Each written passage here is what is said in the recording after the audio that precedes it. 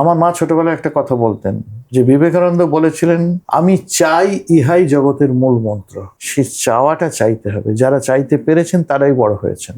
প্রচুর শিল্পী আছেন এরকম, এই শরীর খারাপের পর কিছু করে উঠতে পারেননি, কিন্তু আমি আগের চেয়ে বেটার করছি। আমি চেয়েছি যতদিন থাকবো আনন্দে থাকবো, হই হই করে থাকবো। কাজ প্রচুর বাকি আছে। আমি আজকেই বোধহয় একটা লিখেছি যে একটা জীবনের জন্য যথেষ্ট নয়, কত কিছু জানার আছে।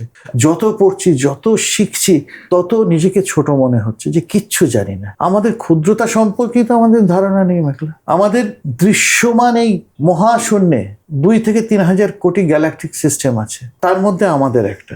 আমাদের এই গ্যালাকটিক সিস্টেমের ভেতর 20 থেকে 30 হাজার কোটি তারা আছে। সেই তারাগুলোর মধ্যে একটা তারা আমাদের সূর্য, তার ভেতরে পৃথিবী, তার ভেতরে ভারতবর্ষ, তার ভেতরে পশ্চিমবঙ্গ, তার ভেতরে কলকাতা, তার ভেতরে আমি। আমার ক্ষুদ্রতা কতটুকু, তাতেই আমরা খুব অহংকার করি। এতই ক্ষুদ্র যে যদি আমরা নিজেদের ক্ষুদ্র বলি, যারা ক্ষুদ্র এই মহাবিশ্বের তুলনায় তারা কেস ঠুকে দেবে। কত কিছু জানার আছে। নতুন নতুন মজার আড্ডার জন্য সাবস্ক্রাইব করুন let's talk with Meghla. Let's talk